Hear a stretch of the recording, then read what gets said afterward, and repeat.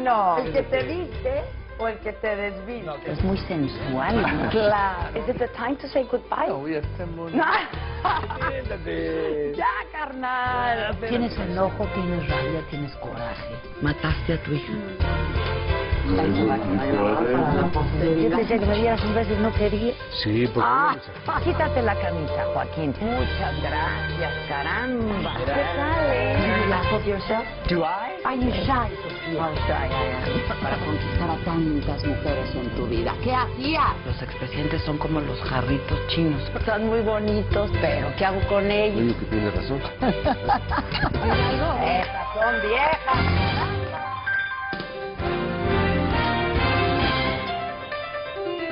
Francisco Santos, muchas gracias. Bienvenido. Precandidato a la presidencia de Colombia. Muy buenas noches. Muy buenas noches. Noches, pero medianoche. Ah, bueno, muy buenas noches. Siempre he dicho que lo mejor pasa más allá de la medianoche. Es un placer estar aquí contigo. Muchas gracias, gracias. ¿Qué te trae a México? Vine a un foro que se llama... es de Universal Thinking Forums, unos foros que es el primero que se hace aquí en México, se hace en España, donde vienen personalidades de distintos temas, ciencia, tecnología, periodismo, y estuve en un foro sobre libertades con el juez Baltasar Garzón, con Joanny Sánchez, la bloguera cubana, y con José Miguel Vivanco, el director de Human Rights Watch. Y hablamos de libertades, un tema muy importante en esta sociedad y en todas nuestras sociedades. Pero que además es tu tema. Es mi tema, por eso me invitaron, ha sido lo mío una lucha por las libertades desde que me secuestró Pablo Escobar, que ahorita creo que están pasando la serie de Pablo Escobar aquí en México. Así es. Pues yo salgo en esa serie, el secuestro mío y de 8 periodistas más, 2 de ellos muertos. Hace parte pues de esa historia triste de Colombia y no me pintan a muy buena luz porque yo me negué a colaborar. Ah, te negaste. Sí, porque No es exacto entonces el personaje tuyo que se... no cuentan muchas cosas. De todas maneras, Gabo escribió un libro sobre ese secuestro, se llama Noticias de un secuestro. Sí. Y, ¿ya lo leíste finalmente? Nunca lo leí. Todavía estoy exorcizando ese demonio. Es lo que te iba a decir, ni para exorcizar el demonio. Pues acabo de escribir un libro que se llama Rebelde con Causa, donde por primera vez escribo cosas y es un libro muy íntimo, un libro que antes de la candidatura presidencial pues quise escribirlo para que la gente me conozca y sepa quién es. Es un libro no de hablar, digámoslo así como lo escriben normalmente los políticos. No es tu agenda política. No, es un libro muy humano, muy del corazón, muy... Que tampoco habías querido escribir. Tampoco, muy desde el alma y pues ahí empecé a exorcizar algunos de los demonios que uno tiene en la vida. Pero espérame, estamos hablando de 20 años después, Sí. o más de 20 años después. Es que la gente, pues cada cual mata, ¿cómo se dice? Se mata las pulgas de a su manera. Sí, claro. Yo pasé la página muy rápido y poco a poco empecé a mirar como con distancia y empecé a ver que yo todavía pues tenía algunos problemas por el secuestro. Lo cuento en el libro, un problema, por ejemplo, de diálogos con mi familia. Había creado un muro emocional tan grande durante el secuestro que apenas estoy empezando a tumbar. Y el secuestro pues es una herida que queda siempre, queda una cicatriz muy grande y a veces se abre con temores, con momentos, pero bueno, yo miro hoy el secuestro como una etapa de mi vida en que me mostró lo fuerte que soy. La fortaleza que tenía. Yo estuve... ¿Qué fueron 8 meses? 8 meses encadenado a una cama y yo soy hiperactivo y estuve encadenado y no pasó nada. ¿Permanentemente Sí. encadenado? Sí, ¿Nunca te quitaban las cadenas? No, nunca. Para ir al baño, pero solo podía caminar así. Estuve en un sitio húmedo, con todas las... Yo soy muy alérgico, soy asmático y no estornudé. Yo hubiera estado por fuera, eso habría sido de toda clase de antihistamínicos, pero eso muestra simplemente... Un mecanismo de sobrevivencia. Exactamente, eso muestra la capacidad de adaptabilidad del ser humano a las condiciones más extremas. Yo creo que hay por lo menos vi en carne propia porque el Homo sapiens sapiens es digamos la especie mayor hoy en día en el planeta por su facilidad de adaptarse al entorno más, digamos el más difícil, al más al más extremo y pues viéndolo con distancia, a pesar de muchos de los problemas o las consecuencias que quedan, sí me salió una fortaleza muy grande, una fortaleza de alma y de espíritu que me llevó a luchar por la libertad de los colombianos durante muchos años. Que supongo que durante todos estos 8 meses en cautiverio pasas por distintas etapas, ¿no, Francisco? Pues no, a mí no, porque yo estaba muerto. Es más, cuando estuve en la radio hace poco, entrevisté a uno de los sicarios que fue lo del que me secuestró. Y cuando entré a la cárcel a entrevistarlo, él ya lleva 20 y pucho de años pagando por sus crímenes, 21 años. Me dijo, uy, doctor Santos, estoy viendo un fantasma. Y le digo, ¿por qué, Popeye? Así le decían a él. Entre otras, el único que sobrevivió de todo el cártel de Medellín es él. Y me dice, porque es que cuando lo secuestramos a usted estaba 99.99% muerto. Y cuando yo supe que estaba en manos de Escobar, que fue en la primera hora, dije, estoy muerto, no hay nada que hacer. ¿Cómo fue? ¿Dónde estabas? Entiendo que traías un conductor. Sí, iba en un carro, me cerraron, me pusieron un carro adelante, uno atrás, una ametralladora. Abrí la puerta, me sacaron y asesinaron al conductor. Y pues me metieron, media hora después dieron vueltas por la ciudad, me metieron en una casa, yo no sé, como en un cuartico muy pequeño. Y entonces cuando llegué vi a un secuestrador, tenía un pasamontañas, y le dije, bueno, ¿en manos de quién estoy? Y me dijo, ¿en manos de quién está? ¿De quién quiere estar? Le dije, usted es paisa, estoy en manos de Pablo Escobar, ¿no? Y me dijo, sí. Y dije, estoy frito, de esta no salgo vivo. Entonces, los 8 meses fueron, digámoslo así, una permanente relación con la muerte. Inclusive, pues, me pasó una cosa muy extraña, muy interesante, y fue que al poquísimo tiempo empezó a aparecerse una mujer. Yo no sabía si estaba dormido o estaba despierto, y era una mujer que me ayudó como a calmar la ansiedad frente a la muerte, y estuvo conmigo todo el tiempo. Entonces yo me iba a dormir y se me aparecía y me hablaba y me decía lo que era la transición. Pero era una aparición, ¿no? Pues era como una aparición, una cosa muy interesante, pero me ayudó a sobrellevar esos 8 meses de secuestro. ¿No hablabas con nadie? ¿O tus cuidadores hablaban? No, con los cuidadores hablaba, pero... ¿Tenías noticias del exterior? Pues hay muchas casualidades. Yo soy una persona muy creyente. Yo creo que ya mirando mi vida en retrospectiva, yo creo que Dios me estaba preparando para las batallas que venían después y las que estoy librando ahora. Y en un momento dado, como a los 6 meses del secuestro, yo había tomado la decisión de quitarme la vida. Sobre todo porque me dolía muchísimo pensar en cómo estaban sufriendo los de afuera. Porque en un secuestro sobrevive, sabe que se levanta y dice, bueno, estoy vivo. Pero sé que el dolor, y eso lo ratifiqué cuando salí de la familia, es terrible. Es terrible. Mi padre envejeció 20 años en 8 meses. Y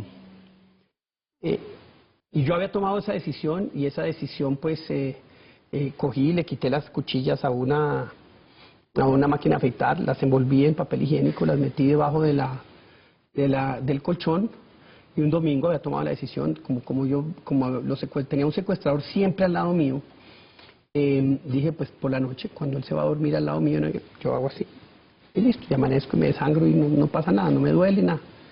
Y ese preciso día me llevaron un periódico, el periódico El Tiempo, donde yo trabajaba. Donde tú trabajaste. Y veo en la página editorial una columna del padre, digamos, del tutor espiritual mío, que decía, El beso de Judas, carta a Francisco Santos, y era una columna diciéndome que no me quitara la vida, que la vida no era mía, que la vida era de Dios, que Dios era el que tomaba esas decisiones. Y yo leo eso y digo, mensaje más claro de ahí arriba no puede ser. Cuando salí del secuestro le pregunté a mi padre por esa columna y le conté lo que ha pasado. Mi padre se puso lívido y me dijo, pues imagínese que yo tenía ese escrito hace 3 semanas, lo había guardado, no lo quería publicar porque era muy duro con Pablo Escobar, pues el beso de Judas. Era hablando de... y yo no quería que te hicieran daño, pero ese domingo lo publiqué. Y pues si él lo publica un día antes, o un día después, yo no lo habría visto. Claro. Entonces, pues yo no creo en esas casualidades, yo creo que uno tiene su destino marcado y... ¿Providencia? Y providencia. la providencia. Y pues me salvé, entonces salí de ese secuestro que era... ¿Cómo sales, Francisco? ¿Te liberan? Sí, me liberan, no fue un secuestro económico, fue un secuestro político. Me liberan cuando la Asamblea Constituyente, que estaba en esos momentos sesionando, pues prohíbe la extradición de colombianos al exterior, que era una de las peticiones más grandes de Pablo Escobar, que era el líder de un grupo que se llamaba Los Extraditables, que no querían extradición. Y cuando él ya tenía eso muy amarrado, y lo amarró a través de presión, de chantajes y de soborno, no digamos mentiras, claro. Puso mucha plata ahí, pues me soltó. Y sobreviví a algo que la verdad, no he debido haber sobrevivido. Pero bueno, Dios sabe cómo hace las cosas. Es decir, la lógica de cómo estaban ocurriendo las cosas diría que no tendrías por qué haberlo sobrevivido. Pues me lo dijo este señor, que entre otras, poco tiempo después, hace poquito, le hizo una entrevista a una revista muy importante de Colombia que se llama la revista Semana, y contó cómo Escobar había dado la orden de ejecutarme y cómo se arrepintió. Yo creo que Pablo Escobar jamás se arrepintió de ejecutar o de mandar matar a nadie. A nadie. Eso para él era indiferente y en mi caso se echó para atrás. No sé por qué, pero la verdad yo tengo clarísimo que sobreviví a algo que no he debido sobrevivir y que mi vida está, digamos así, relacionado mucho con la muerte y que mi vida está marcada por unos hechos que me hacen creer que yo estoy aquí para algo. Y llegaste me dices que eres un hombre muy creyente, ¿llegaste a perder la fe en todos estos meses, quizá en los primeros 6 meses? No,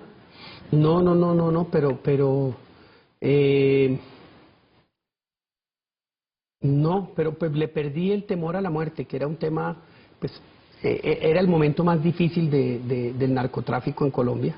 Que tú eras un periodista muy activo en eso. Sí, yo era un periodista muy agresivo contra el narcotráfico. Yo escribía una columna semanal y yo iba con todo contra el cártel de Medellín, contra Pablo Escobar, contra el narcoterrorismo. Yo era quizás el más vociferante en ese sentido en contra de los narcotraficantes. Y pues... ¿Y a favor de la extradición? Sí, yo era totalmente a favor de la extradición. Y pues imagínate, pocos meses antes, con bombas en los centros comerciales, con una acción terrorista brutal. Yo creo que en México vivió en partes del país algo parecido, pero aquí eran las dos principales ciudades. Se sigue Medellín, padeciendo, de hecho. Sigue padeciéndolo de una manera un poco distinta, pero yo recuerdo en ese entorno y un día tuvimos una comida de familia y yo le digo, bueno, ¿cuándo nos va a tocar a nosotros? Yo sabía que algo nos tenía que pasar por lo que significábamos. Y pocos meses después el esposo de mi hermana muere en el avión de Avianca, que le puso una bomba a Pablo Escobar. Y 6 meses después estaba yo secuestrado. Entonces, pues, no es que sea uno profeta, pero era algo absolutamente evidente que a la familia Santos y que pues al periódico El Tiempo, Pablo Escobar no le iba a dejar indemne en su lucha contra la extradición y en su batalla terrorista contra el Estado. ¿El periódico era de la familia? Se vendió hace poco a un grupo económico. Pero durante años fue de la familia Santos. Desde el año 1913 hasta el año 2007 y ya la familia en el 2009-2010 se retiró totalmente. ¿Tu secuestro es en el 90? El 19 de septiembre del año 90. Del 90. Y después tú regresas a trabajar. Yo salgo del secuestro. Escribo una columna sobre el dolor del secuestro y sobre todo sobre el dolor de la familia, porque, yo me recuerdo el día que salgo, veo a mi padre muy envejecido y después hablando con él me dice, bueno, pero afortunadamente te tuvieron en un sitio donde podías nadar y te tenían una finca y no sé qué. Le dije, no papá, yo estuve encadenado a una cama y ese señor ahí envejeció otros 10 años. El dolor de la mujer, un dolor muy intenso, con 2 hijitos pequeños. Entonces el secuestro es un delito que corroe profundamente la sociedad, el entorno social del secuestrado. Y yo me di cuenta con eso de cómo las familias durante un secuestro estaban totalmente desprotegidas. El Estado no les paraba bolas, un policía iba y les decía, mira, hay que hacer esto, pero era solo, y era un delito que mucha gente sufría que no teníamos un Estado preparado para enfrentarlo por un lado, pero también para ayudar a las familias. Creo País Libre, una organización no gubernamental que luchó contra el secuestro, apoyamos a las víctimas. Y que ayuda a las víctimas. Claro. Lo único que no nos metíamos era en la negociación, eso sí era claritico, pero teníamos psicólogos. Nosotros en los siguientes 10 años ayudamos a 5.000 familias. Les ayudábamos, les presentábamos gente que sí sabía de negociación, pero no intervenían, sino que les decían, inclusive en unos casos les dábamos audios. Recuerdo uno muy específico de un señor con su hijo que la FARC, era la FARC, le pide $1 millón y él les ofrece 500 con su hijo. Y entonces era mostrándoles que tenían que ser inmensamente duros y y quitarse un poco de eso, porque si no iban a abusar de ellos profundamente. Claro. Y pues todo eso, desde la ayuda psicológica, ese tipo de ayudas, y hicimos muchas campañas muy fuertes en contra del secuestro, porque era un delito que estaba oculto. Pero tú te reunías en un restaurante a comer con los amigos. Y había varias víctimas. Todos, generalmente. Y montamos una cosa muy importante, y era que una vez al año hacíamos una evaluación de la política del gobierno contra el secuestro, hacíamos una rueda de prensa. Generalmente invitábamos al gobierno y éramos sumamente duros en esa evaluación, porque pues todos los años después, 91, 92, 93, 94, 95, subía y subía, en aumento, y subía, y uno en esa frustración. Entonces, a las primeras 2 ruedas de prensa iban los funcionarios del gobierno, de ahí para adelante nunca más. Y nos tocaba era hacer la evaluación propia, pero era muy frustrante, hasta el año 96, donde empieza como una actividad un poco distinta. Estaba en Junta de País Libre, me acuerdo, era pleno proceso 8000, cuando, no sé si te acuerdas, el presidente Samper, enredado porque el narcotráfico había infiltrado su campaña, la había financiado, un país dividido, un país con la violencia creciente, y llega esta señora, una señora que se llama Lucía de Manrique, y dice: mire, por Dios, ayúdenme. Mi marido lleva 1 año secuestrado y nadie dice nada. Nada. Y le digo yo: mire, no vamos a ayudar a usted, vamos a ayudar a todos, vamos a hacer 5 marchas gigantes por todo Colombia. Todo el mundo me dijo que estaba loco, que nadie salía a marchar, que el país estaba postrado, que la violencia, que todo el mundo estaba aterrado. Y todo el mundo aterrado. Y resulta que con muchos medios nos ponemos de acuerdo, me ayudan, y montamos unas marchas gigantescas en el año 96. Y en diciembre del año 96, y ahí empieza una acción distinta, una acción más de activismo. Muy visible. Yo ponía la cara, mi mujer organizaba, es una mujer increíble, absolutamente fantástica, María Victoria, y pues a partir de ahí empieza la otra faceta, que es ya de activismo con las marchas contra el secuestro. Pero sobre todo social, ¿no? Un activismo social. No, era un activismo de los ciudadanos, era un grito de los ciudadanos diciendo: mire, estamos hasta aquí. Y luego tú tienes que exiliarte. Me tocó, eso del año 96 desemboca después en una cosa en el año 97, otro tipo de activismo que se llamó el Mandato por la Paz.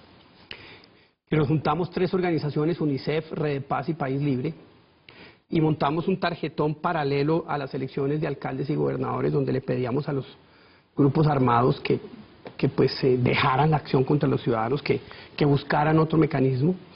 La registraduría aceptó contarlos, más de 10 millones de colombianos depositaron ese tarjetón.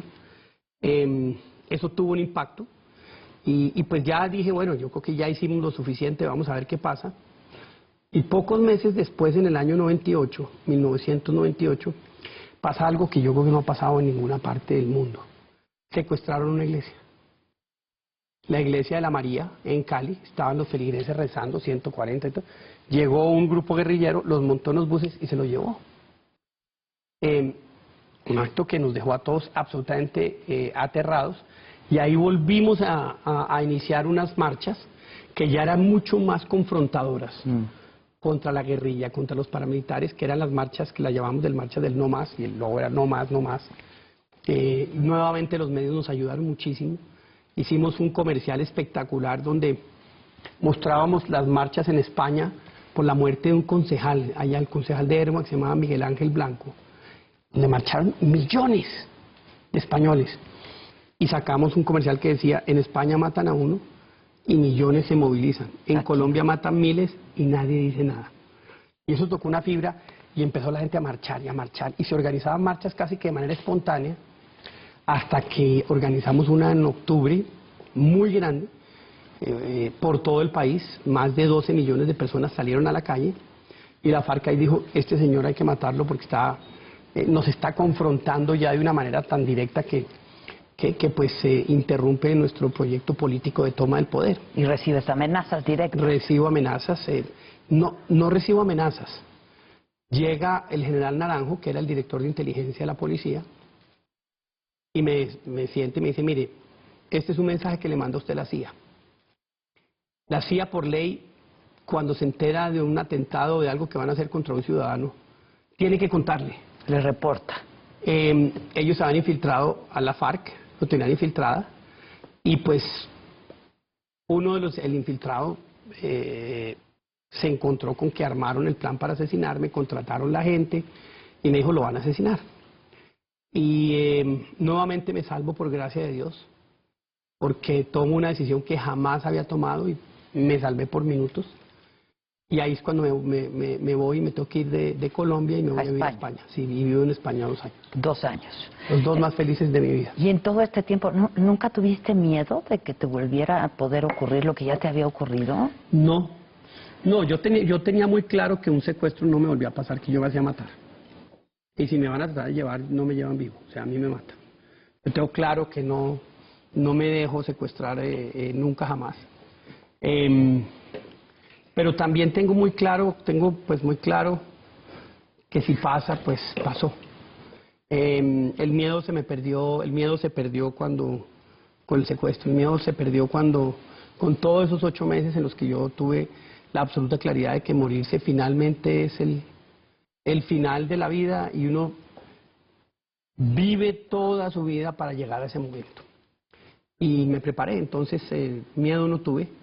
Y por eso pues no me preocupa en lo absoluto, no es algo que ahorita a mí me tenga, ni entonces ni ahora siquiera se me pase por la cabeza.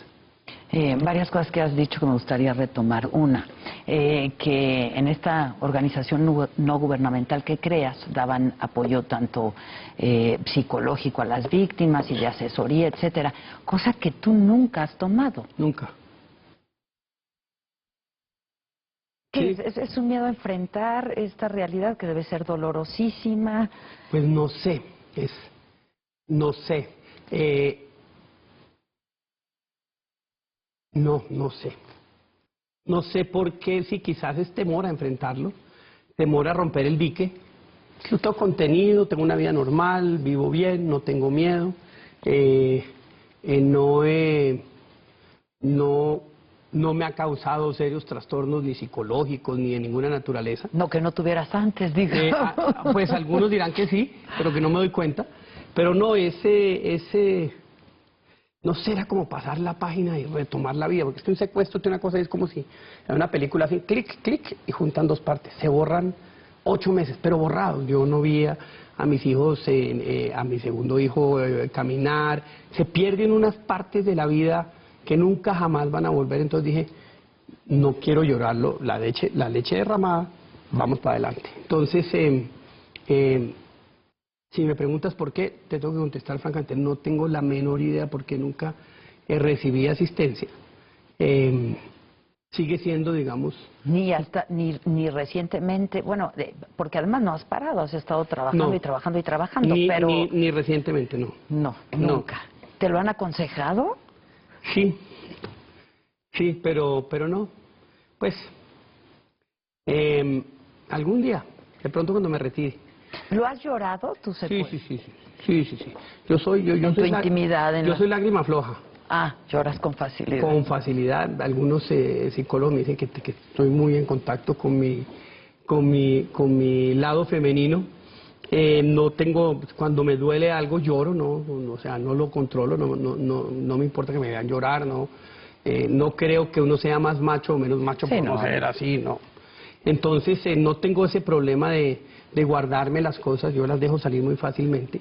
Pero sí, en la intimidad yo lloré mucho y a veces veo cosas relacionadas con secuestros y lloro por el dolor que siento, no sé si de pronto por mí o por los otros, pero sí.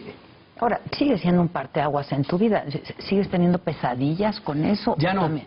ya no, duré por ahí 2 años y era una pesadilla recurrente porque en el zulo en el que estaba, en el cuartico, había un chicle pegado en el techo. Y eran 50 tabletas que uno tenía que contar. Siempre y llegaba estabas ese boca chicle. arriba, entonces. Sí. Y entonces, durante mi secuestro, yo me recuerdo que estaba soñando que estaba feliz en mi casa y abría los ojos y pum, lo primero que veía era el chicle y decía, maldita sea, estoy otra vez, sigo secuestrado. Y cuando salgo pasa a la inversa. Me sueño que estoy viendo el bendito chicle y me despierto todo agitado y veía el techo de mi cuarto y decía, no, estoy en mi cuarto, no estoy secuestrado. Eso duró un par de años y ya después se fue desvaneciendo. ¿Esta mujer que se te aparecía durante el secuestro no se te volvió a Se aparecer? volvió a aparecer. Se volvió a aparecer pocas semanas antes de que me tuviera que ir de Colombia. Se volvió a aparecer, sí, no, como un mes. Yo me fui de Colombia en mayo del año 2000, por ahí en enero, pum, se volvió a aparecer al lado de la cama. Me dijo, tranquilo, que otra vez estoy aquí. Y dije, bueno, esta vez está fregada. ¿Creías en esas apariciones Sí. antes de eso? No, Sí. no creía en esas apariciones, pero lo agradezco. No lo tomo como una locura, no lo tomo como una aparición, lo tomo, no sé si es un mecanismo de defensa, pero me Pero que ayudó a ti te muchísimo, te me sirvió. ayudó muchísimo y me alertó porque de todas maneras de pronto era, no sé, yo no lo he elaborado, pero la verdad sí se me volvió a aparecer antes de que tuviera que salir de Colombia porque me salvé de que las FARC me asesinaran. Me decías que en esta serie que están pasando de Pablo Escobar, tu personaje no te hace justicia. ¿En qué sentido? ¿Cómo te retratan? No la he visto. Yo creo no he llegado a es tu que, personaje. Es que yo tampoco la he visto. Ya, pero ¿qué te dicen? Lo que no? me dicen es que no retratan temas muy importantes. Por ejemplo, el único mensaje que me deja mandar Pablo Escobar es un mensaje en el que le digo a Gaviria que el respeto a la ley está por encima de nuestra vida. Le digo, y le repito, le digo, mire, usted acaba de ser posesionado como presidente, no se le olvide que su función principal es hacer respetar la ley y la Constitución. Eso es lo más importante. Y después le digo, bueno, si puede hacer algo por salvarnos, listo, pero no se le olvide, la ley y la Constitución están por encima de nuestras vidas. Entonces eso es un acto, asumo en manos de semejante diablo. Era un acto de valor muy, muy grande, del que me enorgullezco, entre otras. Ahí muestra uno la casta como los toros. Y pues fui una persona que jamás me doblegué en el secuestro. Jamás me entregué. Físicamente, ¿cómo estabas? Bien, yo estaba bien. Me daban de comer bien. Normalmente Se meten unos bichitos Sí. de repente. Normalmente me daban mucha de la comida de Antioquia, que son frijoles. Entonces, sin hacer ejercicio, coma frijoles y me alcancé, no me adelgacé porque no podía hacer ejercicio. No podía mover. Pero bien, pero en general bien, en general lo resistí bastante bien para hacer una condición tan compleja y tan difícil. Y eso no, te dicen que eso no aparece en la historia. Pues es que no lo he visto, pero aparece como si fuera una persona que no tiene ni el valor de confrontarse, entonces no sé. Pero eso es lo que me dicen. Ya. Lo que pasa es que tampoco es una novela, ¿no? Es un seriado. Entonces, ¿Novelado? pues, sí, es novelado, entonces, y no me trasnocha. No te Para quita el nada. sueño. No. ¿Hay algo que te quite el sueño? Pacho te dicen, ¿no? Pacho. ¿Hay Sí. algo que te quite el sueño? En mi país, mucho. Me duele mucho. Me cuesta trabajo ver cómo los avances van retrocediendo. Me duele mucho ver la posibilidad de tener un país absolutamente fantástico y que el desperdicio y el mal gobierno genere otra vez dificultades enormes. Eso me quita el sueño. ¿Es mucha tu cercanía con México? ¿Conoces lo que está pasando en México? ¿Qué le ves de parecido ahora que decías al el general Naranjo, que pues fue traído por el actual presidente Peña como asesor externo por lo que está ocurriendo aquí? ¿Estás familiarizado con todo eso? Sí, conozco un poco lo que pasó. Tengo claro que el presidente Calderón enfrentó el narcotráfico de manera muy vigorosa, pero que no están preparados. Y no están preparados un poco porque antes el narcotráfico se enfrentaba un poquitico de hagámonos pasito, un tema de controlar la violencia, que normalmente es, digamos, una política aceptable para minimizar los daños colaterales del narcotráfico. Digamos, es una política realista pero equivocada, porque el narcotráfico te coge la uñita, después te coge el dedo, después te coge la falange, después te coge la mano, ya está en todos lados. Y cuando acabas tienes un país que se vuelve ingobernable, sobre todo por la cantidad de recursos que maneja, y que además empieza con el narcotráfico, pero poco a poco va migrando a otros delitos, al delito de la extorsión, al delito del secuestro. Al delito de negocios ilegales en los que obtienen otras rentas. Y pues los países que no lo afrontan, y no lo afrontan como tiene que ser, acaban en el peor de los mundos. Acaban teniendo casi que un paraestado, que es muchas veces más vigoroso, más efectivo que el mismo Estado. Que es lo que me cuentan amigos míos en ciertos estados mexicanos, especialmente del norte, donde se replegó la fuerza y donde estos señores regresaron con un vigor y regresaron con una fuerza y regresaron con una capacidad además mucho más extendida a otros negocios ilegales. A mí me parece que el narcotráfico hay que enfrentarlo con todo. Con todo. Eso no quiere decir que el consumo no se trate con campañas, que el consumo no se trate con atención a los consumidores, etcétera. Pero el narcotráfico hay que combatirlo con absolutamente todo el vigor posible, si no se te come la sociedad. ¿La legalización? Pues mira, mientras Estados Unidos y los grandes países consumidores, que son la Unión Europea y Estados Unidos, Brasil es el tercero, no tomen la decisión de legalizar consumo y producción y transporte. Sí, tiene que ser toda la cadena, ¿no? Producción, distribución. El resto es un desastre por una razón. Porque tú legalizas el consumo, pero dejas de manera ilegal la producción y el transporte, entonces te quedas con el pecado y sin el género.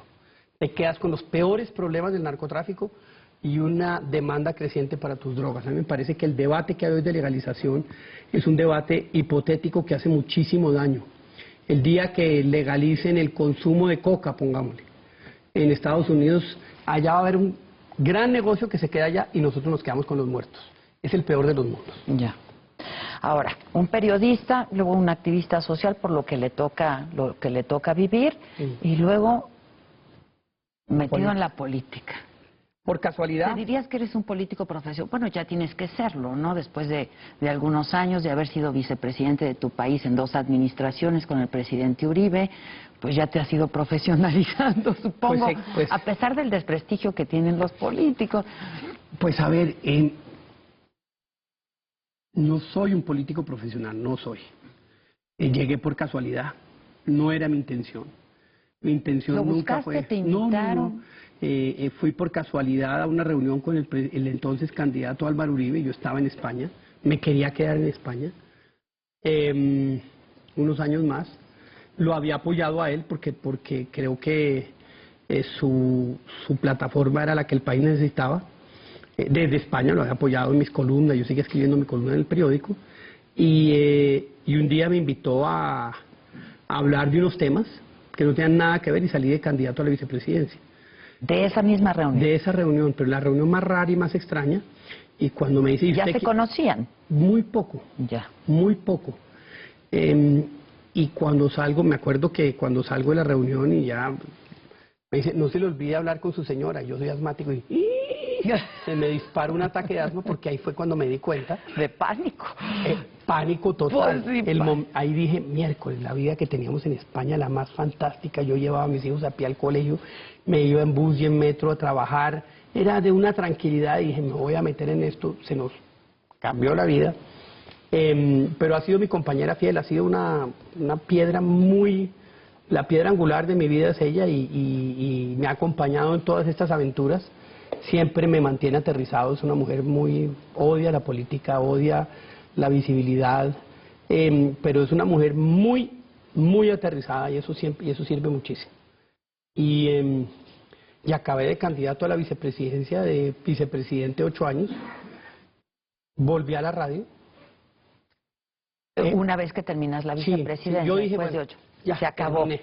No quiero estar más en política, yo quiero dedicarme a mi familia, yo quiero volver con mi esposa, yo quiero volver con mis hijos, quiero disfrutar unos temas, ya le cumplí a mi país. Duré 2 años en la radio, salí de allí y la verdad entré como en un proceso de introspección muy profunda que llega o que produce 2 hijos. Uno, un libro que acaba de salir publicado, que se llama Rebelde con Causa. Y 2, volver a meterme en la política, porque me di cuenta que mi país iba muy mal otra vez, iba en la dirección correcta, que volvíamos a empezar a sentir los síntomas de deterioro en seguridad, de deterioro en inversión, de deterioro en lucha contra la pobreza. Con un presidente que además es tu primo. Que es primo. ¿Primo hermano? Primo hermano. ¿Comparten el apellido? Compartimos el apellido. Y, es decir, ¿sus padres son hermanos? Sí, sus padres y sus madres. No. Culebrón como de Televisa, ¿no? No. Hombre, a ver. Eso está como para el programa, ¿cómo se llama este programa? Que son programas de 1 hora. ¿Casos de la vida real o cuál? Eso, para la Virgen, de la Virgen de Guadalupe. A ver, la Rosa de Guadalupe. Pero a ver, ¿cómo? Los 2 hermanos se casan con las 2 hermanas. Sí. Y luego son acérrimos enemigos tú y tu primo. No, yo no soy acérrimo enemigo, yo no tengo ningún problema personal. Él es mucho mayor que yo. ¿Se llevaron en algún momento así de primos y de convivieron las familias? No, tampoco. ¿Por? No. Hermanos y hermanas, pues convivían. El domingo familiar, ¿no? Ellos eran mucho mayores que yo, entonces yo era de los pequeños de mi familia, ellos son mucho mayores, entonces yo no tuve esa convivencia. Mis hermanos sí, mis hermanos mayores sí. Okay. Sí tuvieron esa convivencia porque sí habían digámoslo así, edades compartidas. Mi hermano estudió con él en la universidad en Estados Unidos, en fin, sí se llevan, yo no. Pero lo mío no es un tema de familia, no es un tema de apellidos, eso es una casualidad. El tema mío es una mirada y una visión de país totalmente distinta a la del actual presidente. Y ahora, ¿trabajaron juntos en el gabinete? Él fue ministro de la Defensa. De la Defensa, sí. Claro. Él fue ministro de la Defensa. ¿Y ahí qué? No, trabajamos bien, trabajamos muy bien, no trabajamos pues como un gabinete. El presidente Uribe hacía muy buen equipo. Hacía muy buenos equipos. Obviamente el presidente Uribe su tema era la seguridad, entonces él hacía un micromanejo a eso muy grande. ¿Cómo fue el actual presidente Santos como secretario de la Defensa? Pues mire, lo primero es que fue una sorpresa que llegara al ministerio porque él era muy antiuribista al principio del gobierno, y antes de que llegáramos. Pero acérrimo enemigo nuestro y pronto se voltea. Y acaba de ministro de la Defensa y yo, ¿y esto tan raro? ¿Por qué fue? Porque yo creo que él estaba pensando en la presidencia. Pero Uribe, ¿por qué lo invita? Porque se le metió. Porque él es un hombre muy astuto. Él es un hombre que sabe hacer las jugadas políticas muy bien. Yo no sé, yo no tengo ni idea. Yo de política no sé que si hago esto, pasa esto. No tengo ni idea. La grilla, le decimos. Yo la grilla no tengo ni idea. Yo soy de corazón, yo soy de convicciones, yo soy distinto en ese sentido. Por eso te digo que no soy un pero político profesional. Algo bueno vio en Santos el presidente Uribe para desempeñar justamente esa chamba. Pues ¿no? yo creo que le vio algo muy bueno. Y después cuando él se retiró y se quería hacer, fue el candidato presidencial de nuestro partido, se lanzó con nuestras ideas. Sacó un montón de votos porque los colombianos estaban muy felices con cómo iba el gobierno. Y el día que se inauguró, que se posesionó, dio un giro de 180 grados y fue para otro lado. Entonces nosotros decíamos, pero este señor no dijo que iba a hacer esto y que iba a hacer esto. Hizo exactamente lo contrario. Ahí es donde hay una ruptura política. Se lleva el partido con él. nosotros quedamos sin partido, estamos creando un partido. Los uribistas, digo. El uribismo puro y duro se queda sin partido, no tenemos partido ahorita, lo estamos construyendo. Que es el Unión Centro Democrático. El Centro Democrático, Uribe Centro Democrático. ¿Y por qué Uribe? Porque no tenemos tiempo de posicionar un nombre de un partido, pero el nombre de Uribe ya lo conoce todo el mundo, entonces por eso le pusimos ese nombre. Eso finalmente acabará siendo un UCD como el partido español de la transición, y pues estamos ahorita en plena campaña. El presidente Uribe se lanza al Senado, va a barrer, va a sacar un montón de votos porque es un hombre inmensamente popular, y nosotros vamos a tener la presidencia el próximo año. Que son 4 los precandidatos. Quedamos solo 3. Ah, ya quedan solamente 3. 3. ¿Cómo se va a definir la candidatura? En una primaria, el próximo año hay 3 elecciones. Está en marzo las elecciones para el Parlamento, y ahí se pueden hacer primarias. Entonces ahí vamos a hacer una primaria. En mayo, la primera vuelta presidencial, y en junio la segunda vuelta presidencial. Entonces en mayo queda el candidato, y de mayo a junio, y de marzo a mayo hacemos campaña ya el que gana. Ya. ¿Qué posibilidades reales tienes? Porque todos son finalmente los 3 son uribistas. Pero muchas. Pero la decisión de Uribe cuenta, pues debe contar. No, porque él no quiso intervenir. Él dijo, lúchenla, el que la gane tiene mi bendición. Ha sido en eso muy democrático, y pues la estamos luchando y vamos bien. Los colombianos me reconocen a mí como el sucesor, el verdadero sucesor de Uribe, 8 años al lado de él como claro, eso te ayuda mucho, además la exposición que tuviste como vicepresidente. Entonces pues yo creo que eso ha sido una gran ventaja, y estamos aprovechando esa cercanía, esa conexión para ganar esta candidatura y ganar la presidencia el próximo año. En caso de que te quedaras tú como candidato de este partido, ¿sería Santos contra Santos? Sería Santos contra Pacho. Santos él contra Pacho tú. ¿Santos ha definido si va a buscar la reelección? Todavía no, define en noviembre. Que mucho entiendo tendrá que ver su reelección o no con las negociaciones de paz con las FARC, ¿no? Cosa que tú has criticado muchísimo, pues, además. Sí, yo no sé si sea eso, te soy sincero, no sé. Bueno, es que si le sale bien. Pero es que no puede salir bien, porque la FARC lo único que quiere es pasar del monte al Congreso. Y el 80% de los colombianos le dicen, no señor, los señores tienen que pagar algo. Tú no puedes pasar al Congreso si estás en curso en algún delito. Y los colombianos le dicen, los señores tienen que pagar algo, le han hecho mucho daño a Colombia. Entonces, pues ahí hay un impasse muy grande. Obviamente el presidente Santos quiere jugársela todo en el tema de la paz. Yo siento que es un riesgo enorme. Es un riesgo enorme porque si el presidente Santos hace eso es como lo que hizo Rafael Caldera con Chávez, que le permitió entrar a las elecciones, y 4 años después Chávez era el dueño del poder y no se volvió a salir de ahí nunca, y todavía hoy en cuerpo ajeno sigue gobernando.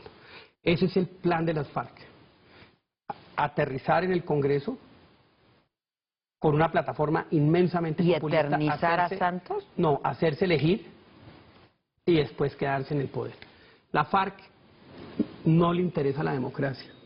La FARC es una organización estalinista. Su origen es la Guerra Fría. Todavía son los últimos estalinistas del mundo. Los últimos, no queda ninguno más. Y no me cabe la menor duda que si ellos llegan al poder en Colombia, lo que pasó en Venezuela es un juego de niños. Ahí vendría un tema mucho más complejo y mucho más profundo. Se parecería mucho más, yo diría, a Cuba o a la antigua Unión Soviética que a cualquier otro sistema político. Incluso que Venezuela, hay mucha cercanía ahora de Colombia con Venezuela, digamos de Santos con Maduro. Sí, empezó con Chávez por una razón, porque le dijo ayúdame a hacer la paz. Y Chávez, que no es ningún bobo, le dijo a los de la FARC, muchachos, miren lo que yo hice. Yo gané diciendo que yo no iba a cambiar nada, yo gané diciendo esto, ustedes hagan lo mismo y quédense con el poder y se vuelven eternos aquí. Y la FARC lo entendió. Entonces están en la misma cama. Las FARC y Venezuela, el gobierno de Venezuela, los venezolanos no, porque La mitad de los venezolanos no quieren o más este gobierno, su gobierno que está destruyendo su economía, su sociedad, y es un país inmensamente inseguro. Y es bastante impopular, ¿no? De acuerdo a algunas encuestas, el presidente Santos. Es inmenso. Mire, apenas el 17% de los colombianos lo quieren reelecto. El 17%. El 83% de los colombianos dicen, mire, ya, suficiente con 4 años. Va a ser muy difícil que salga de ese hueco. Pero él es un hombre muy astuto, con un grado de soberbia muy grande, y yo creo que él piensa que puede voltear las cosas. Esperemos a ver. Ahora, sí, te empieza a ver como un competidor Muchísimo, real, ¿no? Porque muchísimo. ya hasta se burlas de ti, ¿no? Mucho. Te dicen diminutivo, los diminutivos no nos gustan. Pues fíjate, verás que a mí, cuando yo recorro los pueblos, la gente me dice Don Pachito. Pachito. Don Pachito. Don Pachito. Y eso es una cercanía. La gente muestra con eso cariño y cercanía, que es lo que yo soy. Yo soy un hombre de mucho carisma, me acerco muy fácilmente a la gente. Me gusta hablar con ellos, me gusta ponerme en sus zapatos, me gusta oírles sus cuitas, escuchar sus problemas, sentarme. No es el presidente Santos, que es imperial, eso parece Napoleón. ¿Un autoritario, dirías? No, es un emperador. Yo soy mucho más cercano al pueblo y mucho más cercano a la gente. Y eso la gente lo nota, y la gente sabe que hay una profunda diferencia. Entonces no solo va a ser una inmensa diferencia ideológica, sino que va a ser una inmensa diferencia de estilo. Ahora, supongo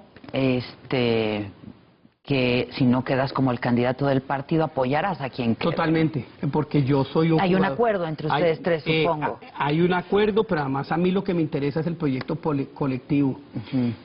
El Centro Democrático es el dique de contención al neopopulismo autoritario del vecino país.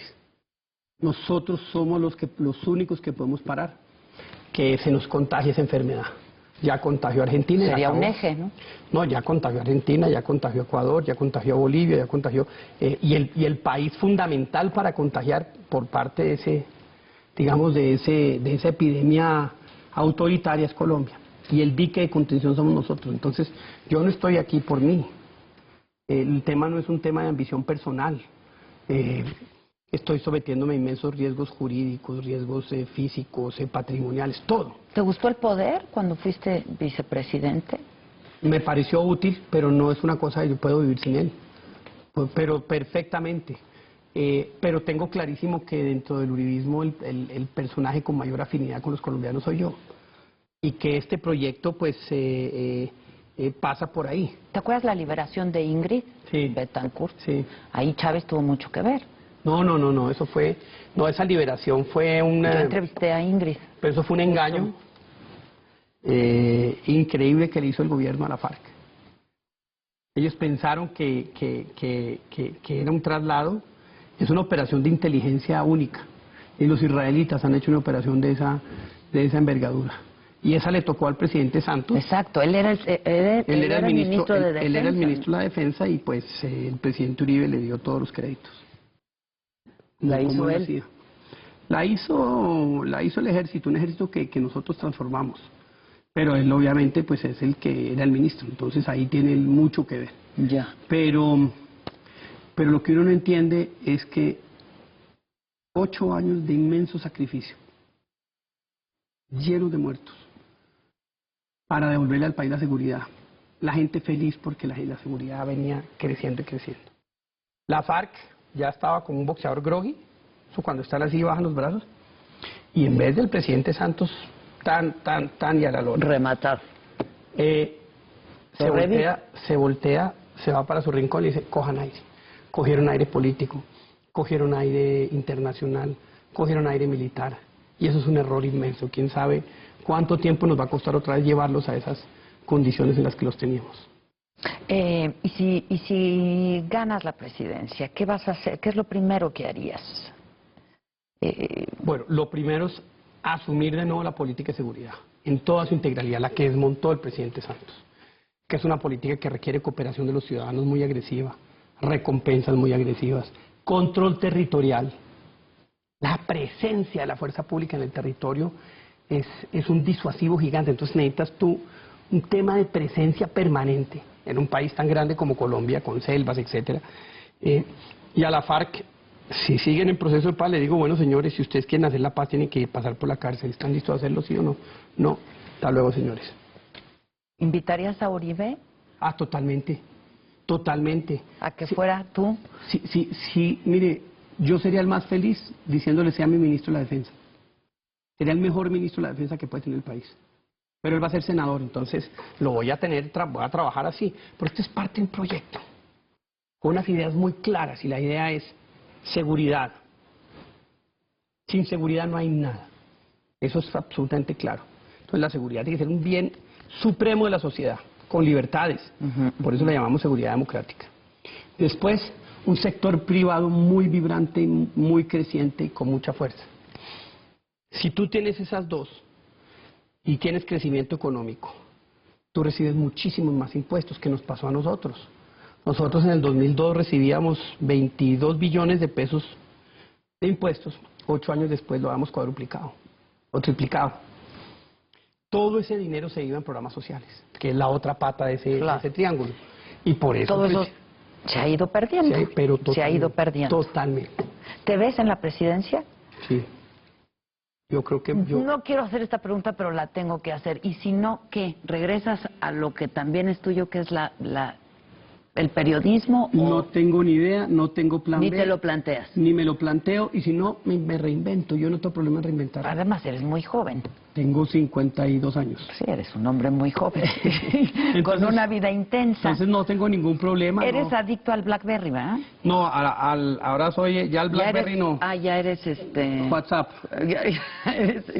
Bueno, pero es lo mismo, a los aparatejos estos. ¿Tienes Twitter? Tengo Twitter y tengo 250,000 seguidores en Twitter. Ya. Bueno, pues yo quiero agradecerte mucho, se nos acaba el tiempo. Qué cosa tan rápida. Sí, ya. es una cosa muy rápida, pero a lo mejor tendrías que proponerte, pues leer noticias de un secuestro. Ya sabe Gabo que no has leído el libro. No. No lo sabe. No. ¿Lo conoces? Sí, a Gabo una vez nos estábamos tomando unos tragos y me dijo, Camilo, buscamos su casa, donde estuve secuestrado. Y me fui con él, porque él sí me entrevistó mucho para el libro. Ah, ya. Mucho. ¿Y le encontraste la casa, No, regresaste? No estábamos así como en condiciones para... La buscaron, pero no la encontraron. No. Pues es una asignatura pendiente. Dices, algún día he de leer el libro, algún día he de... No. No, tampoco me trasnocho. Me gustaría que me mandaras el libro, si se puede. No sé si está en venta en México. Sí, claro. Ah, pues entonces lo mando. compraré. Me da mucho gusto conocerte. Y ojalá sigamos muy en contacto, y te deseo mucha suerte, Francisco. Pues Adela, muchas gracias. Al contrario. Qué conversación tan maravillosa, y si soy presidente por aquí paso. Eso espero. Prometido. Eso espero. Muchas gracias. Que estés y muy hasta bien. la próxima. Estemos Chao. en contacto. Muchas gracias. Gracias.